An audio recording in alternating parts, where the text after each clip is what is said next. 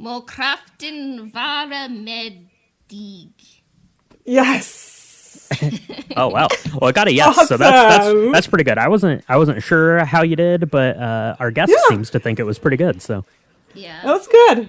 Oh, thank you. So, that was May the Force Be With You, according to my friend Anton, who lives around Stockholm. So shout out to Anton. And our lovely guest today, as you might guess, is the Swedish Jedi. So how are you doing today?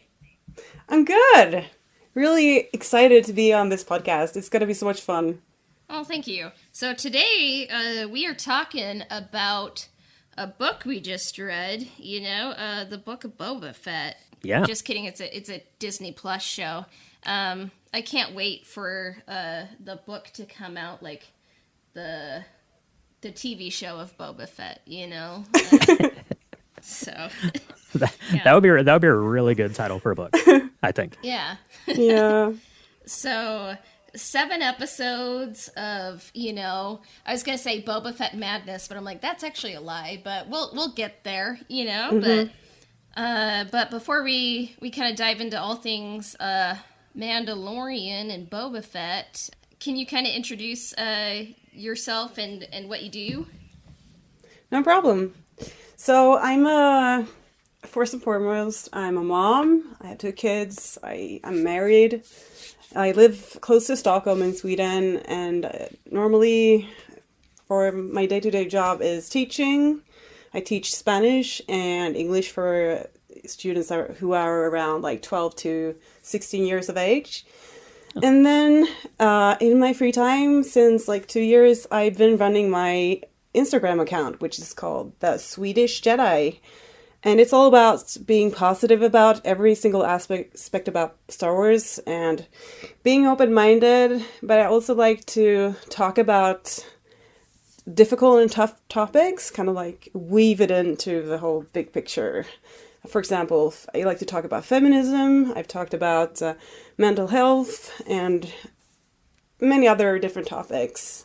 And I usually do like big ass essays on Instagram, which I wonder why on earth do people even read it? But people do, so I'm like, thank you so much. So grateful for that. And I've also been involved with other content creators for a while, so that's fun, and I've made quite a few friends. So it's been an amazing journey, especially during the pandemic. And I should add, I'm 35, so I'm in the mature age range, I would guess. Oh, awesome. Yeah, I love when we have guests on, that are in my same age bracket, because, then we can talk about, the original trilogy and the prequel trilogy and the sequel trilogy, right? Get these youngsters on here now. So definitely fun to have someone, in my age bracket. So the Swedish Jedi, how did you get into Star Wars, and, what do you like? Like on the Instagram, what do you like about tying Star Wars in, into the positivity, into the feminism, all that stuff? What do you like about tying Star Wars into that? It's funny because I watched episode 2 at the movies back in 2002, and it was my brother who dragged me along, and I didn't like it at all. I went out of the movie theater being like, ugh. But then, like a year later, I watched the original trilogy with some friends, and I loved it. But it took quite a few years until I really got hooked, and that was after The Last Jedi. So I would probably say that I'm a sequel trilogy fan first and foremost. But since like a year and a half, I've also rediscovered the prequels.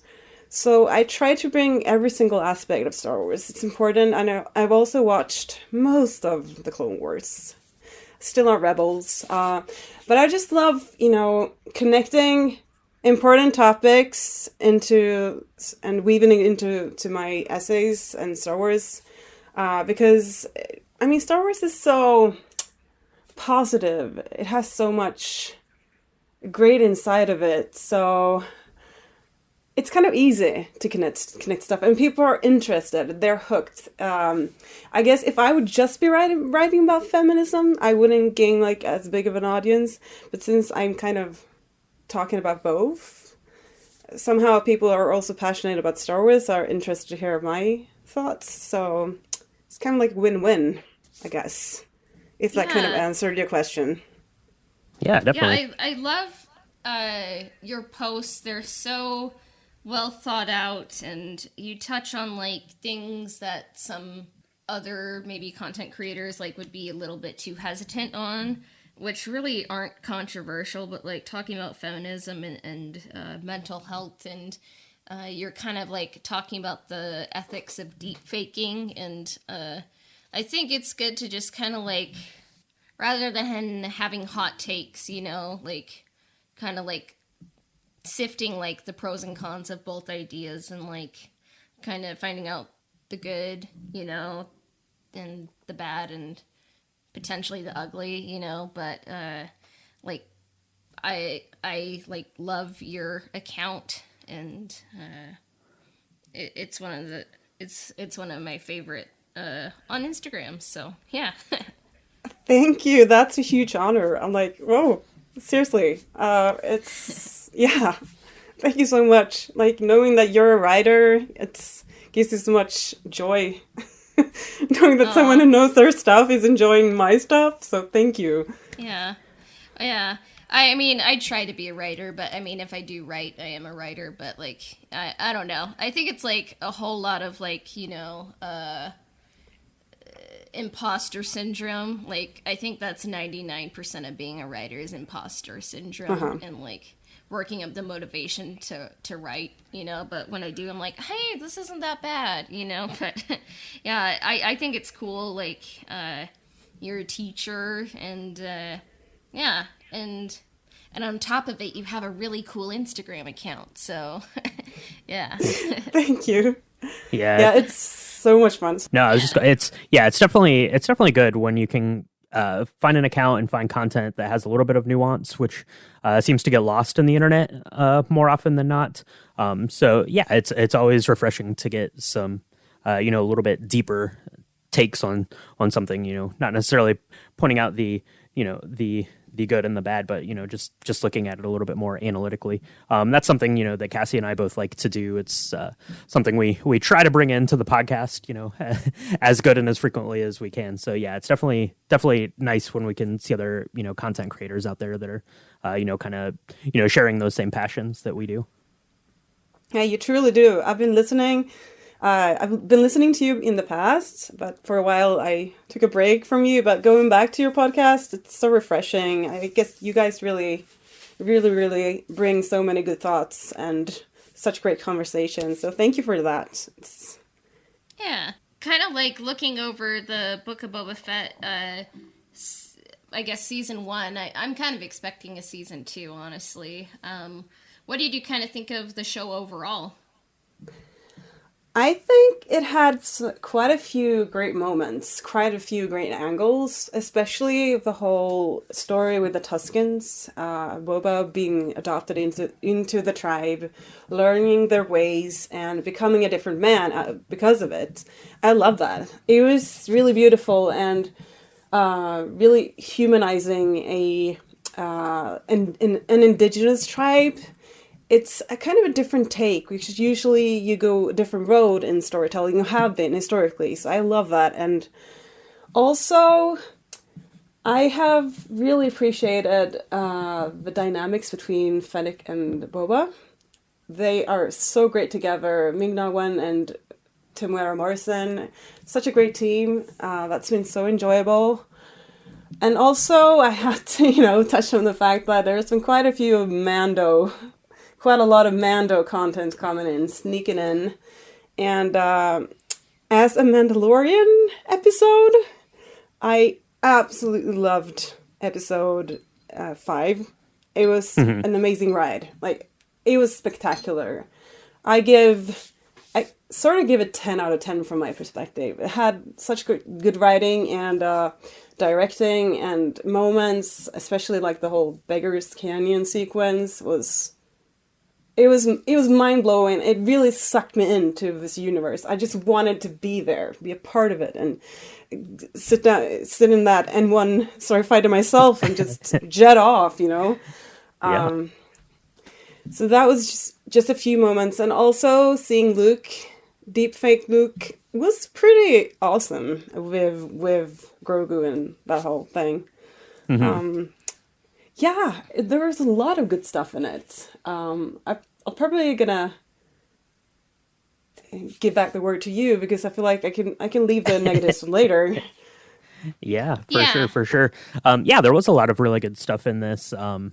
If you look at it, you know, as a whole story, if you break it down into smaller sections, a lot of really cool stuff, a lot of good stuff, like you mentioned with the you know, the tribe of Tuscans, you know, the stuff with Luke, you know, especially chapter 5, the Return of the Mandalorian, just an excellent episode of, you know, television.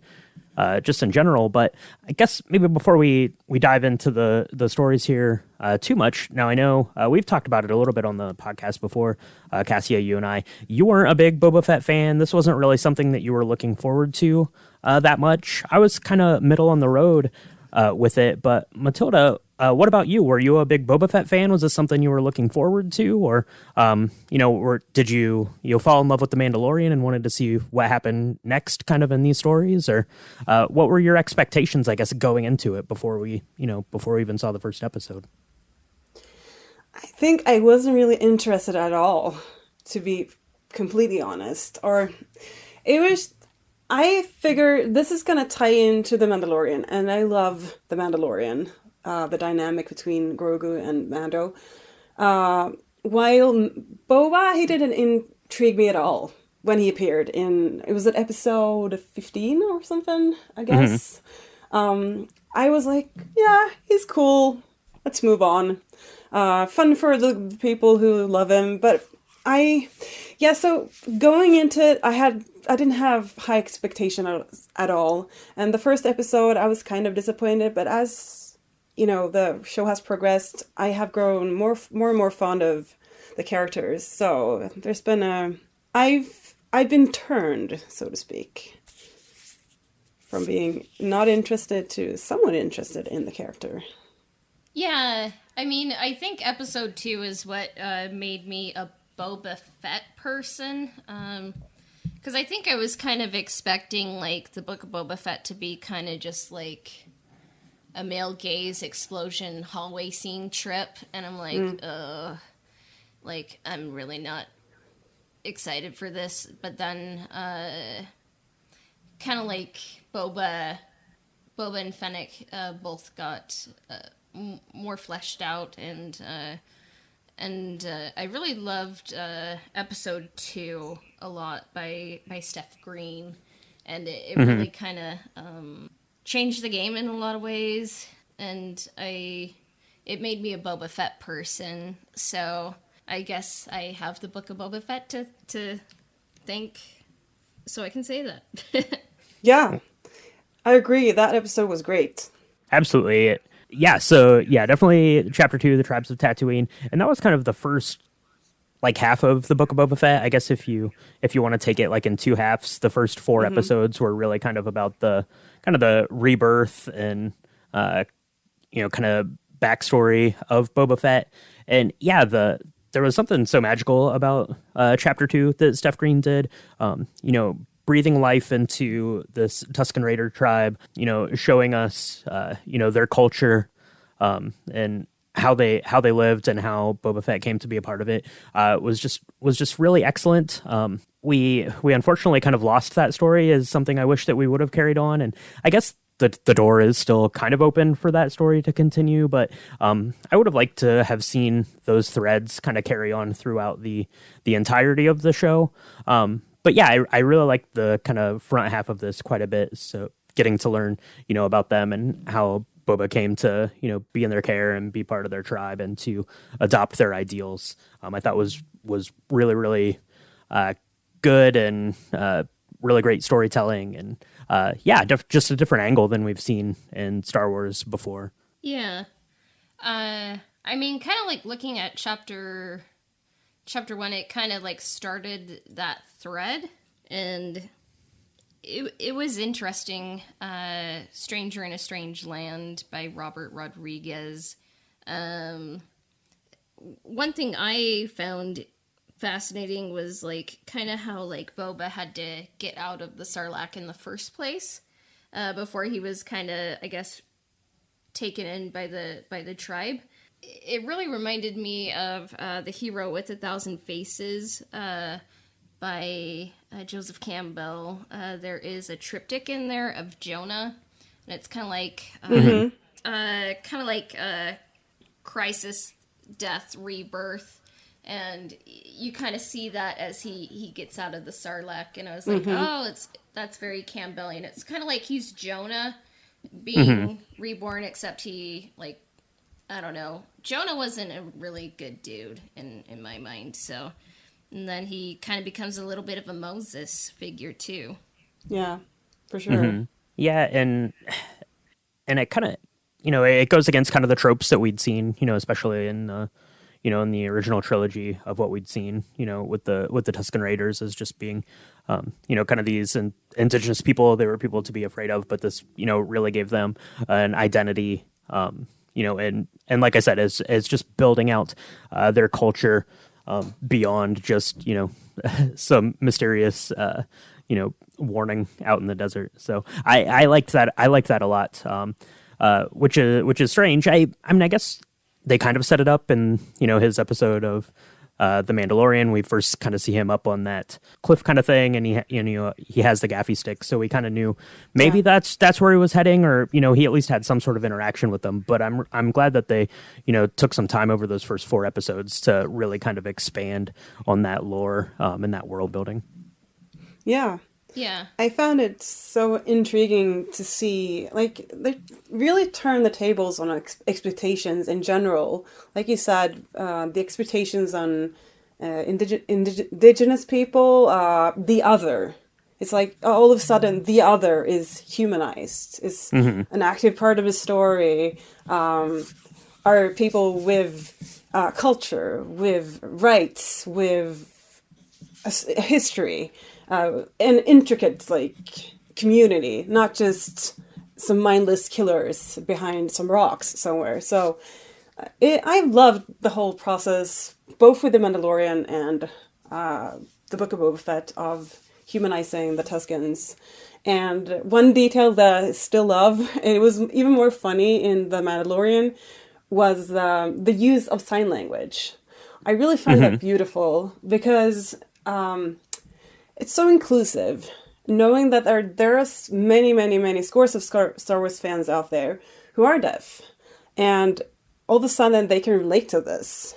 And I guess in a different way. I mean, us hearing people, we take it for granted. But all of a sudden there's a tribe, a people in Star Wars that uses sign language. And I would guess that would be amazing for someone who is deaf to see. So I love that. Yeah, and before we move on to chapter 2, like, I just wanted to say Max Rebo survived, and, like, Yes. if Max Rebo was only, like, alive for, like, a couple people, I think, like, me, Brian, and Hooney were the target audience, and it's like, we just really love Max Rebo, and it's so great that he's alive, so... Yeah. And, the Tribes of Tatooine by Steph Green, that made me a Boba Fett person, and, like, it was healing, and I loved it, and just, like, excellently directed. I think one of the standouts of the season, and, just, like, having a dream vision, lizard brain, Yes. forging a gaffy stick. I loved this episode so much. It was so poetic. Like, it was taken out of any lore, any culture, where now you're going to become a man, go through this initiation ritual, and this is what you're going to do, and you give it care, you give it time, and that's exactly what they did, and it made it so believable and rich, and I just appreciate those details, that care, that TLC that this show has given to certain things, at least at first with Boba's story. Yeah. Yeah. Yeah. Yeah, it definitely got his story off on the right foot. Some of the things I remember seeing online, kind of in the first couple of episodes were, some people weren't on board with like the flashback sections. They wanted the story to just be going forward. But I really like the way that they told it, and kind of, almost like these dream sequences of, what happened to get him from the Sarlacc pit up to present day, and then still kind of carrying it forward, and those were probably my favorite parts of the whole series. Kind of that middle section between between his reemergence onto the sands of Tatooine, and then how he ended up getting to where we pick up with his story in the Mandalorian. So I think that was probably of the episodes, that was probably my favorite part. And yeah, I don't know if I'm in the minority there, but that's okay. That's okay. I think you can take different parts away from the story, which is something that's really good here in storytelling. I feel like they worked. I feel like they could have utilized those moments and tied back to them later on. For example, the flashback to, I don't know if it's in this one, where he sees himself as a kid, or if it was later on.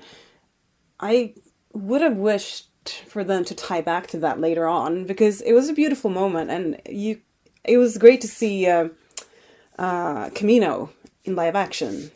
Amazing. So that's my only point of criticism when it comes to this whole concept of flashbacks. They worked for me. I have no complaints. They served the story well and helped us move forward and understand his growth and development and so on. So no criticism about it at all, except for the fact that I wish they would have connected back to it later on. Kept going. Yeah, and I mean, even in the story, they kind of they basically tell you, I think Fennec says something along the lines of, I guess you're all healed now, right? So that's putting an end to kind of these memory sections, and that's literally what happens after the fourth chapter. We go into chapter 5, which was Return of the Mandalorian. So yeah, definitely two very different stories, kind of being told here in this series. What did you think about the flashback sequences, Cassia? Some of them I think were utilized well, but then some of them I feel like weren't utilized enough. Like, they showed him as a child on Camino, which I did like, but it kind of didn't really add a whole lot other than, like, here's Camino, Like, what if they would have showed, like, young baby Boba, with Cad Bane or something, like a younger Cad Bane, so you... Like, what if we got, like, kind of teenager Boba, like, kind of like his dad's dead. He has to figure out who he's going to be, and then, like, maybe, like, he kind of, who he kind of became, like, a cold-blooded, bounty hunter, you know, and then, like, I kind of would have liked more of a focus, ironically, on Boba Fett, and, like, kind of, like,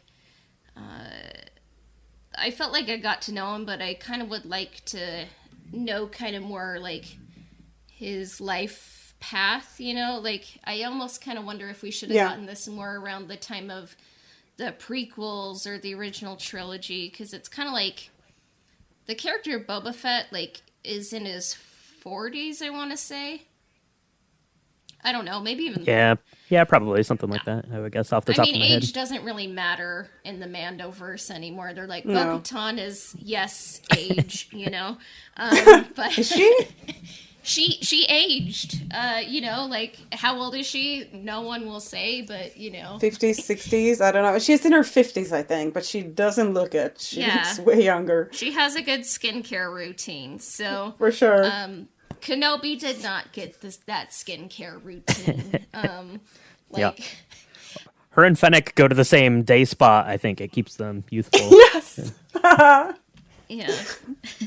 But I don't know, like, kind of like more fleshed out, like, throughout his life. Like, we got little chapters. Like, so I think, like, his memories we could get more of those in a season 2, like kind of flesh it out, you know. Yeah. But yeah, I have to say that episode 3, it was very disheartening for me, and like I just kind of felt gutted watching it because so many like positive steps were taken in the tribes of Tatooine, and then like to see the indigenous metaphor just like used for tragedy, you know, and that takes away like most of the progress that was made, and even the child Tusken, and just like every child matters, and just the episodes we've done with Huni, like 59, 76, 77, about that, like it gutted me watching that, and I don't want to cry, but like like we gotta, if you're gonna, I don't know, kind of use those metaphors, like I think you have to think about how this like representation is going to affect people, you know, and I think like maybe we can update some of the films you reference, you know, like when you're creating these stories in the present. Yeah, it was definitely disheartening to me. I kind of held out a little bit of hope. Like I'd mentioned a little bit earlier, they kind of left the door cracked open a little bit to maybe bring some of the Tusken Raider tribe back in. So I was kind of, I was waiting and hoping that might be the case, and that never happened. So I guess we'll have to see if it does in the future. But yeah, I'm right there with you, Cassia. Overall, I like the stuff with like the Mod Gang in Streets of Mos Espa, but yeah, as far as that just kind of, you know, putting an end to their storyline so abruptly, felt a little. Decisions were made, and I don't know that I love them, but yeah, that's what we got. Yeah. I do have to say, like, am I a poser now? Yes. Am I a poser then, like, as a kid? Yes. But did I get up to more vehicular mayhem just by having a pulse at the age of 12 than the Mod Gang, you know, did in episode 3? Yes, I did. So, Wow. I don't know quite what happened, but, now like, I want to see you on one of those. Like, I want to see you on one of those little like Vespa scooter speed bike things. That would be good. yeah, it would be more intense than that. But I don't know. Just like maybe in the direction, it's like, what if we went above 10 miles per hour? You know, like. Yeah, what if? It's a crowded town. It's a crowded town. Yeah, Man. but it just didn't quite click. So it's kind of just like I got like kind of emotionally gutted, and then it's like, and then we got like this, you know, I'm saying chase in quotes, you know, but then I was like, what? Wow, like it was kind of the nadir for me of the Book of Boba Fett. So. Oh my gosh. So I think the speeder bike chase was excellent. So I'm going to throw this over to Matilda. She can settle the tie. What did you think about the Mod Gang here in chapter 3? I think they were fun. See? Knew I it. understand the fact that they looked a little bit different to some. They looked jarring even. But for me, Star Wars is just crazy. Just this whole crazy universe. Anything can happen. Anything can be thrown in like horses on a Star Cruiser. Go for it, you know, in The Rise of Skywalker. So I was like, yeah, I get it. But then they are going for a certain aesthetic. They are teenagers. They want to be edgy. They want to be cool. They, instead of tattoos, you have these, cyborg arms the mods, and eyes and whatever. Yeah, the mods, exactly. So I bought into the whole concept and I thought it was fun. I just went with it and yeah. I mean, it's not like what I wanted or I loved it, but I enjoyed it. Thought it was fun, yeah. Yeah. And I did like not to get ahead, but when we in chapter 7 when you have the people from Freetown coming in and you know like the girl from Freetown is, you know, given shtick because, you know, she's like the Ma girl is like a city girl and the other's like a you know, like a country girl. It was fun. I did like fun. that. I thought that was fun. Yeah. I mean, I am fine with like British anarchist punks being in Star Wars. I just was like, oh, they're on Tatooine, you know, and like Yeah. choices were made with their like motorbike Yeah. swoop things, and like, okay, like I didn't connect with it, but I'm open to it. But Yeah. so Yeah, that's right. And then to round out the front section of Book of Boba Fett, we got The Gathering Storm, which was directed by Kevin Tancharin. I'm definitely not saying that right. I don't know. Apologize, Kevin. But this kind of wrapped up, like I said, that first section. We figure out how Boba got Fennec back. He gets his ship back. He decides to go back into the Sarlacc pit, which is pretty gross and questionable decision making. Yeah. But yeah, what did you think about this one? Obviously, the stuff with the Tusken Raiders kind of has ended at this point. So, yeah, really, it's just about getting Fennec back onto the team. Yeah, I love Fennec's backstory. And when you saw that flare in the middle of the night, I was like, oh, I recognize that instantly. And then I heard the music, cue Mando sound effect. Yeah. That was fun. I love that. Tying in the stories, they're, intersecting. And then the fact that, people had been so negative, not you guys, but, in general about the mods, the previous episode, I feel like the whole fact that Boba Fett took her to a mod parlor to fix her stomach was just really beautiful. And I hope it redeemed that whole concept for quite a few people. For me, I mean, I already enjoy them. And then that whole little twist made it even more beautiful. So I really like that. And I wrote down, I remember that, it can add to people, the destigmatization, I'm pronouncing it right, of people having disabilities. Right. Which I also find is beautiful. The fact that you have a prosthetic leg shouldn't be considered an anomaly, but rather like a superpower. So, yeah, I liked that whole thing.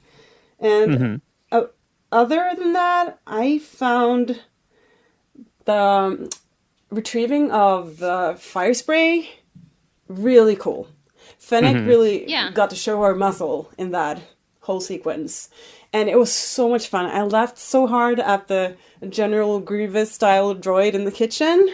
Oh, yeah. And that whole sequence, it was amazing.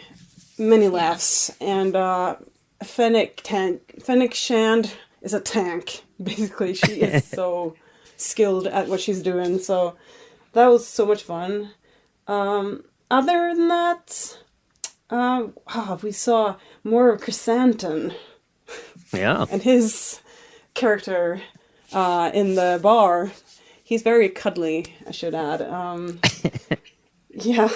No, there was just a lot of great moments in this episode. I look back at it, and it's one of the best ones. I would say it could probably be my number 2 or 3, I'm not sure, among the ranking. But it was a very good one. I liked it very much.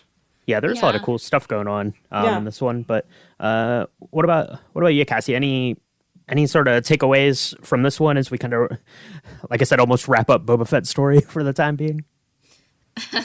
I think that episode 4 got the season back on track, and I loved seeing Boba and Fennec become a team, and kind of the transition Boba, like, I guess, I'm not sure what, I mean, we're always reinventing ourselves, but after he had no nation, he kind of had to find out what he was going to do, and he didn't go instantly back to becoming a bounty hunter.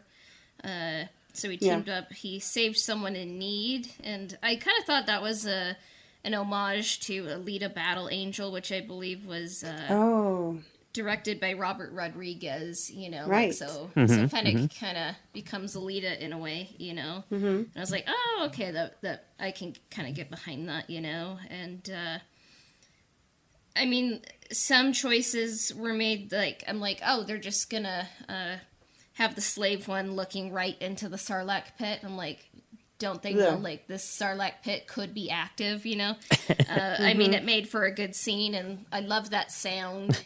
I say it looked awesome though. It looked so cool. Yeah, and then, like, climbing into the Sarlacc when it was done, I'm like, okay. I mean, so some choices, and I'm like, but it definitely got it back on track, and one of the highlights for me, and it's gonna sound lame when I say it, but I love mammoths, and the bantha chewed like a mammoth, like a grinding motion. And he had his little waggly tail. It was just great. That's probably my favorite kind of scene is them when they're sitting there with the bantha around their fire, and they're just banthas. they're just kind of and they're just talking about kind of the lives that they've lived, and you're really getting a chance for Boba to kind of talk through like the personal growth that he's had since he would have last presumably ran in the same circles as Fennec Chan. I thought that was really cool. I also just on a side note, I really liked when they were going back in to get his ship, and she just looked so annoyed at him the whole time. She's like, seriously, guy, will you focus on what we're doing? Let's go. But I like you said, Cassia, this one got it back on track for me. I liked the direction of the story where we were going. Again, I liked it quite a bit. Can I add something about the bantha? Yeah, of course. Always add stuff about banthas, please.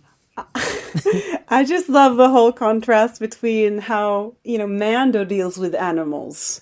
When he was trying to ride the blurg, he was struggling. He did not enjoy the whole experience. Well, Boba, he's so gentle, he's so loving, and he connects with the animals, like you feel like it's almost on a spiritual level, which he does later on with the Rancor as well, or earlier, I mean.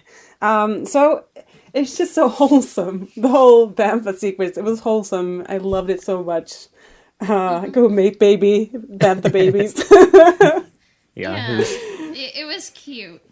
And, I also did like the little rat catcher droid. Like I call it the little rabbit droid with the belly. I think those are always so cute and adorable. He was funny, and then he just shuts himself off. He's like, "Nope, I don't want to deal with you. Can't be bothered." This episode, like we mentioned, is just really fun. And then we take a very hard turn from Boba Fett back into the Mandalorian. So Chapter 5, Return of the Mandalorian. Yep. Bryce Dallas Howard directed this one. It opens on like this, crazy fight, and he's off to get a bounty. He's going back to his kind of previous life, prior to meeting up with Grogu and things, which is kind of sad, and he's on his way. But Matilda, why don't you tell me some of the highlights from this one? This is a gorgeous looking episode. Absolutely loved it. What were some of your highlights from seeing Din Djarin back in action? Oh, wow. That's a very good question. I'm just going to drop a few things. There's so much. I love the whole episode from start to finish. I thought it was basically perfect for me. I loved leaving Tatooine, going into Glavis Space Station. The cinematography was gorgeous. It was just a new concept that we haven't seen in Star Wars before, but I hear it's kind of been inspired from Halo. And also, oh man, the armor, talking about Mandalore, that sequence and the Darksaber, it was just heart-wrenching. I loved it. It was seeing those scenes where someone likened it to the Blitz over London. I felt like it was picked out of a documentary. It looked so good, looked so real, and it touched me so much. But then we moved on to, he went back to Tatooine. He was kicked out of his family, went back to Tatooine, and started remodeling the N1 Naboo starfighter. Yeah. Some of the best moments in this episode was for sure his banter back and forth with Pelly. She had some great lines, like talking about the fact that Jaw was a quiet furry and she dated one. I couldn't handle the comedy in this one. It was just so spot on. And then, like I said before, I mentioned it earlier, going off into Biggest Canyon and then riding out into space. Oh man, it was such a ride. And I should add all the little nods to Grogu the whole time. His little Beskar mithril shirt being wrapped in that Grogu-shaped wrapper. The little Rodian on the commercial flight, looking at him, and you can just tell he's missing his baby boy. It was just so touching, and as a parent, I can relate to it so much. So, yeah, that episode, I don't even know where to start. It's so much. Yeah. What do you think? Yeah, it's strange because on one hand, it's this big huge thing, like you said, it's this big huge like Halo type city, something that's new we've never seen before. Like I was getting like vertigo, like looking when he's climbing down to go meet the armor, and it's just all you can see is like space out in the distance. This huge scope, but yeah, still a lot of like really like intimate character moments, like you mentioned, the armor, talking about kind of the fall of Mandalore, the night of 1,000 Tears. That was really a sight to be seen. It was this beautiful thing to look at on screen. That stuff, all the stuff with Pelly was great. That whole like montage. You had the little BD droid. I hope it's BD1 from Jedi Fallen Order. I hope that's who it is. But if it's not, he's still great. I just rewatched it again a couple nights ago, so I was watching him and all of he's turning on his little light like he does the map in the game and stuff. And I loved all of that stuff. From like a filmmaking perspective, it's unbelievable kind of the stuff that Bryce Dallas Howard did. So you have like when he gets onto that Halo thing, it's like a steady shot from him like going onto the elevator, going up the elevator, out into that party, and it, like the camera just like circles around that table and they play out the whole scene, and it holds on him until he gets back out of the elevator. So stuff like that was really cool. Stuff you don't see in Star Wars a lot. Which I think was great. I know a lot of people are clamoring for Bryce Dallas Howard to get more episodes or get a movie or something, and I would definitely be down for that. But I mean it was awesome. All the throwbacks to the prequel stuff was super cool. But I don't know, after it was over and it tied back in enough with the Book of Boba Fett, I thought. Fennec shows up at the end. I'm very excited to see him. They get back together. He says he has to go pay a visit to a little friend, and that's kind of where it ends. But what did you think in terms of how did this fit in with what we'd seen? Were you okay with, veering the ship over to see what Mando was doing? Or what were your just kind of thoughts about it in terms of the story we're trying to tell? I was trying to be open-minded. I was aware of the fact that this could potentially ruin Boba's story, but I was hopeful for the next chapter to kind of go back to Boba in order to, focus on him and his story and what's going on and the struggle and the conflict building up. So at this point, I wasn't complaining. I was really happy about it. And I should add, one of the reasons why I was so happy about it was the reaction from my son. I have a 7-year-old son, and he's been watching. He was not interested in the first chapter of the Book of Boba Fett. He was like, ugh, it's so boring. Right.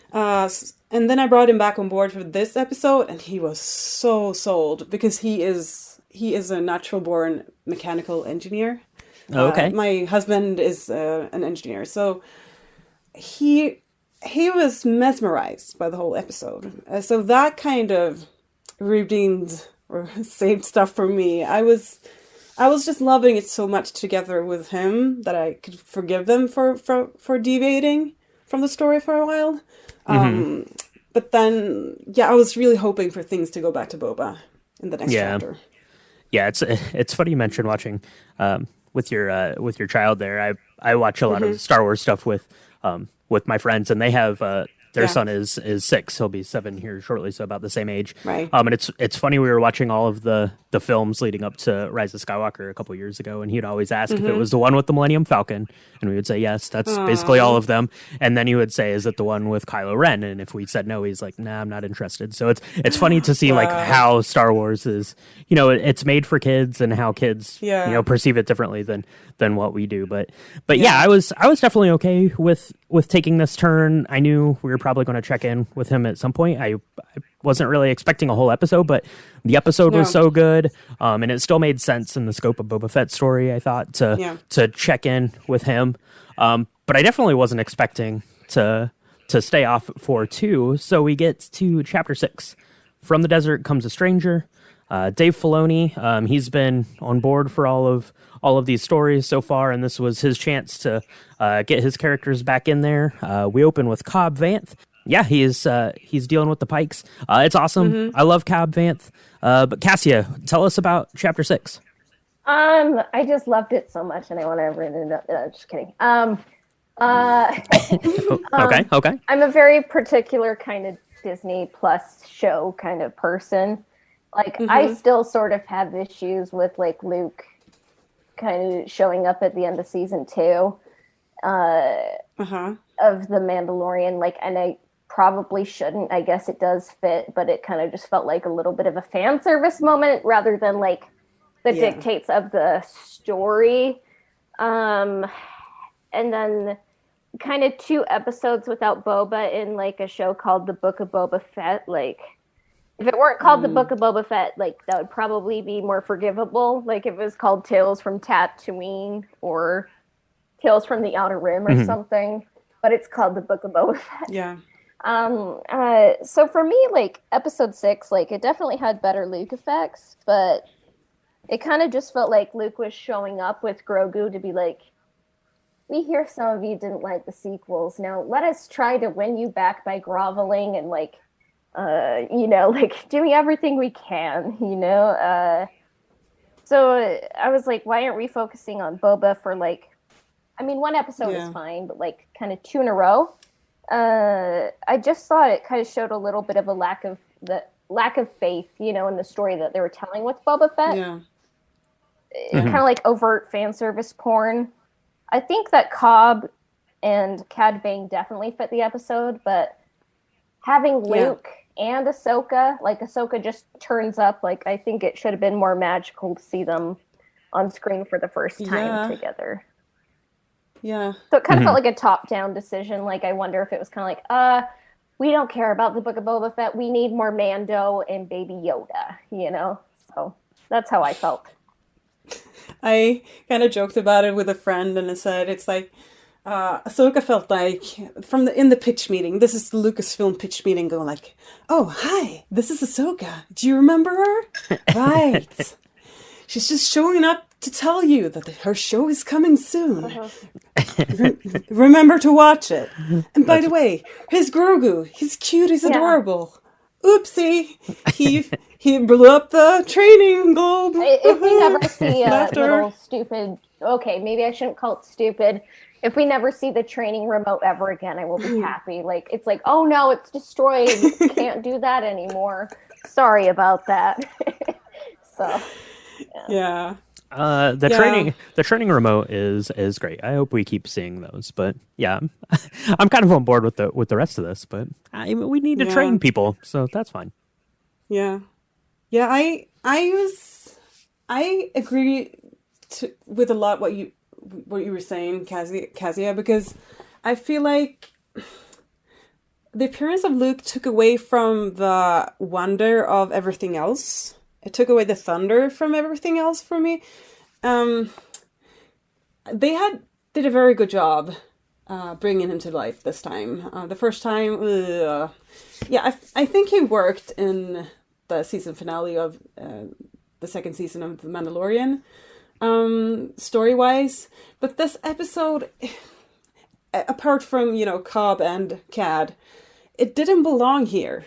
It belonged somewhere else. It could have just, cut, shoop, straight into The Mandalorian. That's how I felt about it. it didn't feel like it connected at all. It kind of did in the finale, but then when we get to talking about the finale, I have qualms about that too. Yeah, it was crazy beautiful. I enjoyed the first time I watched it. I was super apprehensive. I almost had like a knot in my stomach watching it the first time. I didn't know how to feel or think. But then when I watched it the second time, I enjoyed it. I appreciated the beauty, the craft, the whole planet. I think it's Yawin 4. The cinematography again was super beautiful. It was such a great like atmospheric place. But then you felt like Ahsoka was like thrown in randomly. And, yeah. But overall, I really enjoyed it. It was very beautiful Star Wars storytelling, but again, not in this series. Yeah. It was out of place in that sense. Yeah, I think it's definitely for my opinion at least, I think it was out of place. Now, all of that stuff is awesome. The Cobb Vanth and Cad Bane stuff that made the most sense to me, and that was probably my favorite parts of the episode. But I mean, seeing R2D2 again, he's my favorite character. That was awesome. Seeing Luke train Grogu, that's awesome. Seeing Luke and Ahsoka on screen together, that's awesome. But I've been thinking about it, and the best analogy I can come up with for it is it's kind of like when you get a greatest hits album from your favorite band. It's all of their like best songs, but they don't have any of like the context or the story that they have on their own individual albums. Right. So it just feels different. They're a little bit kind of disjointed. And that's kind of how I felt about the episode.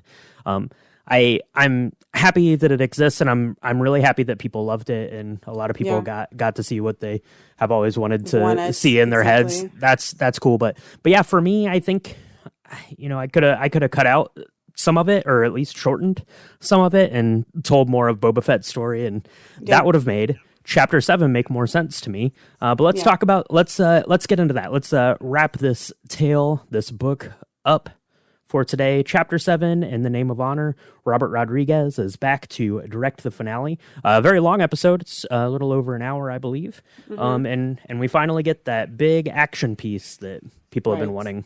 So, Cassia, what did you think about the finale here? One thing I want to say is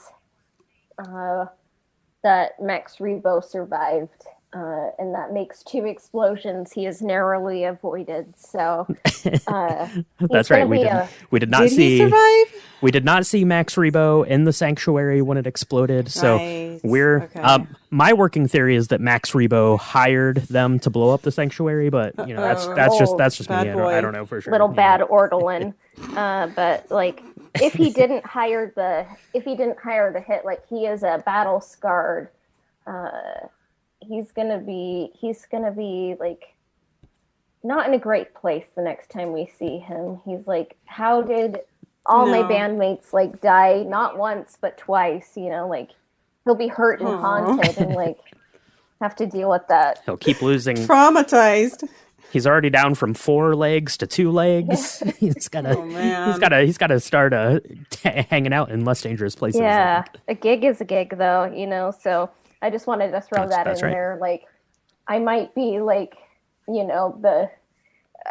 think like Hooney's probably the biggest Max Rebo fan, but I think like I'm up there, and just had to say that he survived and may not be in a good place. But in the name of honor. I think it was a good episode. Like maybe I didn't like love it. I didn't hate it. Like I 7 out of 10'd it. I do think my favorite part is when Mando and Grogu are reunited and like then their little chariot thing. They are all riding in with Peli. Like gets flipped over and like. Mando like cradles Baby Yoda, and then like Pelimato just like gets flung over and like it loses its tooth and chokes on her spit and just has to deal with that. I was just cackling forever, but I was like, she lost a tooth, so like maybe she could get a modified tooth, like a mod. Right. Oh. A Bluetooth, like she could access a Bluetooth. the HoloNet, like oh my it could be her little gosh. hotspot, and like she could access like the Netflix of the galaxy far, far away, which is Disney Plus. That'd be perfect. The Bluetooth is an actual tooth. I love it. Oh my gosh. It's the whole side notes. The name comes from a Norwegian king. Oh. Harold Bluetooth. He existed. He peacefully united Scandinavia back in the 11th century, I think, or something like that. Or 10th. That's where the symbol for it comes from too. Yeah, it's so random. Excellent. Exactly. I love it. Yeah, it's like H and B, but in runes. Yeah, I did know that. Very cool. But I'm also a history nerd and do have like some friends across the pond, in the Scandinavian waters, so. Oh, well, there you go. No, that's good. It's important to learn something every day too. So this episode is brought to you by Bluetooth. So the more you know. That's right. Peli Motto's Bluetooth to be exact. But yeah, this is a big action extravaganza. We get to see a lot of cool stuff. We get to see kind of Boba's, cast of his little, army he put together, kind of separated around the town. And it looks pretty bad for all of them. It looks really bad for the Gamorreans. But everyone else kind of makes it out of there. The people from Freetown end up coming back in to help save the day, which is pretty cool. And you finally get that Mandalorian and Boba Fett like super team out trying to take out the Pikes. You get to see them and kind of in all their glory. I think Boba uses all of the weapons he's had in all of the different legends, books, and things. So his knee guns were utilized, and I was like, oh, that's so cool. Yeah. Yeah, so do that. We get to see the Rancor tearing through town, a la King Kong. So that's pretty exciting. That was, something I'd seen. A lot of people were hoping he'd be riding on the Rancor when, we got that gift from Danny Trejo. So, excited to see that. That was pretty cool. A lot of the same kind of motions and things. It looked really good. I thought the CGI on him. Yeah. Yeah. And those I kind of call them like centaur droids. They kind of looked like a little bit like the Harryhausen desert creatures we saw in, I want to say, was it episode 1 or 2? Like, I was like, did they kind of get the idea for those creatures, like, kind of from, like, wildlife on Tatooine? So I thought they were kind of unique, epic droikitas, like. Yeah, they were pretty cool. I do think that kind of this big street fight, it felt a little long-winded to me. Like the robot seemed a little overpowered. I guess, which was kind of the setup for getting the Rancor in there. But I thought that could have been trimmed up a little bit. There was a part when I was watching it, and I think it was when, kind of like the Ma Gang kids and everyone, and all the people from Freetown got like kind of pinned down in that building, and they were in there for a while. And I was like, where's Fennec? Why isn't Fennec here? And then I'm like, oh yeah, she was going to get the mayor, but she hasn't done that yet. I was like, this seems like this could be sped up a little bit, maybe, and that's just a pacing thing. Yeah. That goes back, I guess, to the episode with the Ma Gang and that street fight, maybe. So I'm not sure. That was kind of my big critique on the way that the fight was going down. But what about you, Matilda or Cassia? What were your kind of overall I guess thoughts of the episode, or anything that you really liked, or anything that you wish you would have seen? Or to start with the positives, I loved Grogu and his interaction with the Rancor. Yes, the fact that he tapped into the Force and made it go to sleep, and then he just lay down next to it for a nap. Well, yeah, that was just amazing. I felt the reunion between Mando and Grogu was super rushed.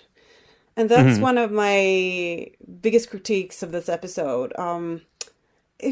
They just had to, cram in so many things to wrap up the whole story into one and the same episode, and some of it worked and other things didn't. I should add, I loved Cad Bane and the whole standoff between him and Boba, and how, you know, Cad Bane has known Boba for quite a few years, and he really gets to him. He knows his weak spots and how to get under his skin and provoke him.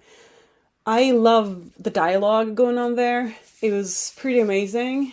One of the best things about this episode. Other than that,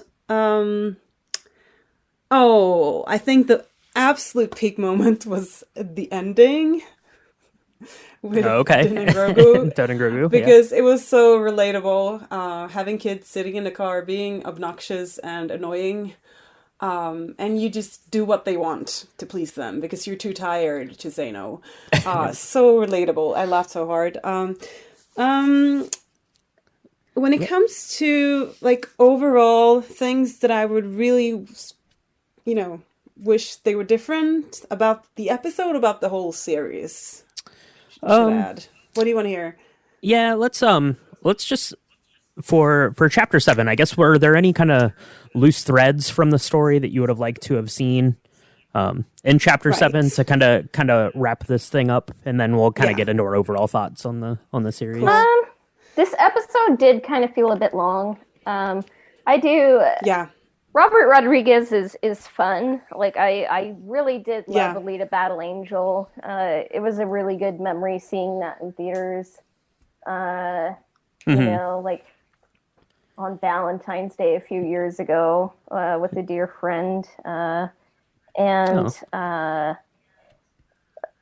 Like, I don't think Robert Rodriguez is going to be working on Star Wars anymore. I would be surprised if he did. I don't think he's a bad director, but I think his vision didn't quite jive, you know, with Favreau and Filoni's writing. Like, not that I think like Favreau and Filoni are kind of like innocent here. Like, I do question a lot of the writing choices that were made this season. Yeah. But you bring up an interesting point about that you thought that this felt a little bit long, and I mentioned that I thought that it seemed like that battle was just kind of going on and on, could have been pared down a little bit. It's interesting that this was the longest episode of the season, and his other 2 episodes were short, like they were like half this length, the other 2. So maybe each of those needed like 5 more minutes, and this needed like 10 less minutes. I don't know. Yeah. Maybe it would have made the pacing match, but yeah, his episodes they were just so completely different than the other ones. Yeah. And I think Fennec's epic moment, I think when she was taking revenge for Boba, that should have belonged to Boba. But I did want her to do something epic, but like I just kind of think Fennec wasn't utilized properly in that episode. No, exactly. Agree. Yeah, I could have stood to have like another like 60 seconds of her like sneaking in to the mayor's office, like showing like how she got in and stuff. I thought would have been cool, but yeah, it wrapped up the story. It left it, I don't know, like it just kind of, the story ends with Boba and Fennec walking through the town, and the Ma gang is there, and Black Chrysanthemum is there, and you don't know, like it felt like that could be like the end of the story, or very much like it could continue on, I guess. I don't know, but I don't know. This is interesting. So if I look at this, Cassie and I, we have a Star Wars podcast. Matilda, you have a Star Wars Instagram page. We have Star Wars Instagram pages, Star Wars Twitter accounts. Most of the people that we interact with love Star Wars, on the same kind of passionate level as we do. I wonder if like I took someone, just off the street who doesn't know anything about Star Wars or care about Star Wars, and I said, "Here, watch this," if they would turn it on, and would they have any idea what's going on in this story? It's a lot of callbacks. It's a lot of inside baseball. So I think that while this does do a good job of telling a story that people who are well invested into the Star Wars universe can enjoy, like us. I don't know how what the like broad appeal of it would be. Maybe I don't know. I don't know if that's too harsh, but that was kind of my thoughts on it as I was watching the last couple of episodes. Yeah. I have been thinking a lot about, the fact that we didn't get like a proper build up for a lot of moments. For example, the Pikes didn't seem that evil. Mm-hmm. I feel like they should have shown us more of what they were capable of. And I also wish they had prepared us better for the conflict that was going on. Because now we're just thrown in, for 4 episodes, it was kind of building up. And then we're going away for 2 episodes, kind of forgetting about everything. And then all of a sudden, we're like thrown in, back again, and back at it. And I just wish they had built it up better. And just a tiny detail, which maybe doesn't matter, but I feel like it would have been nice to see Boba develop like a relationship with that Rancor. Just a few examples. And I just can't help having this feeling in my gut. Even though, Temuera Morrison has made me love Boba Fett and those 4 first episodes, at the end of this series, I feel like Din and Grogu got the better storytelling, the better moments, better chances for character development, and they were just set up better for more, like mostly more rewarding stories, while Boba kind of a little bit got the scraps, in my opinion. Mm-hmm. Not entirely, but it's kind of disappointing that they weren't gutsy enough to skip that arc with him, with Din and Grogu. Yeah. Honestly, if I were Tamora Morrison, I would feel offended with the episode, like with the season I got. It's called the Book of Boba Fett. And kind of one thing I'm wondering is like, maybe this series should have taken place like on Tatooine, because like part of me is like kind of worrying, like, are there kind of like limited stories that can take place on Tatooine? Like, there's only so many like influences. It's very influenced by like kind of old westerns, And I'm kind of like, is this going to play out? It actually kind of makes me a little worried for Kenobi, and I'm like, oh my, so much Tatooine. Like, I wonder if like this would have taken place on Nar Shaddaa, Coruscant. Like, what if it's kind of like galaxy hopping? He could have been a bounty hunter. We could have had like the Godfather, in space. Yes. And I'm just kind of like, but this is what we got. Like, but I even feel like the moments we got, like a war for like one neighborhood on Tatooine could have been cool, but I just don't think they earned it, like you were saying. Yeah. Yeah, I was okay with spending all of the time on Tatooine. That's one of the highlights of the show for me, at least, in the parts that we were on Tatooine there, is it kind of gave Tatooine more of like a scope than we've ever had. Like it felt more like a city. It wasn't, just the, Luke's, farmstead and a cantina, and that was it, right? Like it gave it like more of a feeling of like an actual like city and place, and a place where people live and work and things. So I appreciated that from kind of a world building standpoint on it. I don't know, as far as Kenobi goes, I don't know. Presumably it'll be on Tatooine, but I don't know. I suspect that Obi-Wan's going to be jetting around a little bit, probably from time to time. So yeah, so I kind of hope we get season 2 and we focus more on Boba. I hope he's not just an accessory to Mando. Like he was the original Mandalorian, and now that I'm kind of a Boba Fett person trademark, like I'm like, I want to see him respected. Yeah, definitely. Can I add another point of criticism, which is kind of connected? I feel like they also chickened out on the character development of female characters. On a surface level, we got some really great characters like, Madame Garza, Joe, and what's her name, the mod girl, Drash. And, Ahsoka appearing and so on and so forth, and Fennec especially. But it was just on a surface level. We never got to go beyond the surface. And I just wish, please, Lucasfilm, if you hear me, don't chicken out on, writing deep stories about strong women in Star Wars. Don't be afraid. Just go for it. Because it's going to be so rewarding when you do. And when you don't, just falls a little bit flat. Because I feel like Fennec Shand was so underutilized for such an amazing actress as Ming-Na Wen.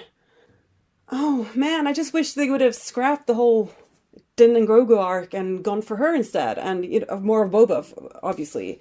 It would have made much more sense for their relationship and all of that. Yeah. To see her growth and yeah. Yeah, I mean, they brought her back from the dead, and there has to be a purpose for that. Yeah, and that for me, that's the big takeaway. Like the back half of the season just felt so detached from the first half. I mean, it kind of, story direction with the Tuskens aside, I really liked what we got in the first 4 episodes. Yeah. Building his backstory, and it seemed like we were going to get more of that, with Fennec Shand, and then it just goes in a completely different direction. So that leaves me wanting more. So I don't know if we'll have a second book of Boba Fett, or if now just these characters are just going to exist in The Mandalorian and these other shows. I don't know, but I would I would like to maybe see the other 2 episodes that should have been about Boba Fett at some point. So you saw the end credit scene with Cobb Vanth, I guess, the fact that he's still alive, and I feel like the fact that you do see, interestingly enough, Boba, and in the last conversation they're having, he is not entirely comfortable in his new role as daimyo on the planet. Walking around, shaking people's hands, receiving gifts from kids, and so on. So I'm just wondering, the fact that Cobb Vanth is still alive, is he going to take over the rule of Mos Espa eventually? You never know. Maybe that's setting up for a second season. I wouldn't mind, because I just want more Fennec Shand. Same here. Period. I love her so much, and more Boba, obviously. Yeah. I don't feel satisfied with this season. Yeah, hopefully we get more of Fennec Shand from this point forward, kind of in this Boba story, for her to come, kind of come full circle like we started to see with Boba Fett, and hopefully we get more of her story, once Bad Batch comes back on, if she's going to be playing a part in that. So hopefully we get some more of her backstory, and her growing up, because we kind of have that with Boba, his arcs on the Clone Wars and stuff like that. So I would love to learn more about her and who she is and where she came from, and how she ended up on Tatooine in the first place. Yeah. So yeah, more Fennec, and I'd love just kind of continuing great roles for female characters, because I just think we need more, and I like that. And if they're kind of inspired by the book The Heroine with 1,001 Faces by Maria Tatar, I'd be down for that. That's why I'm really looking forward to Acolyte, and I'm like, let's get more female directors and writers, and more writers across all spectrums, please. It really shows, and I kind of think that's why I had a lot of problems with Mandalorian season 2 and the Book of Boba Fett. But one thing I just want to add is, I'm so glad that Cobb survived. It's canon, and Mando and Cobb can go on a date in the future, and I'd be down for that. So yeah, and whatever show Cobb Vanth shows up in, Cassio will be waiting to watch it. No doubt. Yeah. Yep. Timothy Oliphant, straight into our hearts. Oh, yeah. So I guess that is probably as good a place to stop as any with Cobb with everyone's favorite space sheriff, Cobb Vanth. So yes. Matilda, thank you so much for coming on and talking about the Book of Boba Fett with us, talking about Star Wars with us. It was a wild ride, and I think we can all agree that we're very happy that we got to, sit down at our TVs and watch Star Wars every week for the last 7 weeks. So grateful. Definitely great for that. So everyone listening out there, you should definitely check out the Swedish Jedi on Instagram. So, Matilda, why don't you tell everyone where they can connect with you and see what you have going on? Yeah, so I have basically I'm on Instagram. I don't do Twitter for different reasons. So at the Swedish Jedi, that's where you find me, and I will be bringing, a lot of thoughts the coming weeks on the series, I presume, and I also like to talk about other fandoms. So I'm excited about the Lord of the Rings series coming, and also Jurassic Park World, is coming. That's coming up, and Dune. I like to talk about Dune. So I do different. I don't just do Star Wars. I do other things as well. Yeah. So you're welcome to join me on Instagram. Awesome. And I will say, may the force be with you in English, because I really can't do it in Danish. So no one needs to. No, just kidding. But thanks so much for joining us. We'll have to have you on again sometime to talk about Lord of the Rings, because I'm trying to become more of a Tolkien person, and I'm excited for that show. Yeah, you'll get there. You'll get there. So, anyways, I guess that is the end of the book of Boba Fett, but it can always be reopened again. So take care, everyone, and may the force be with you.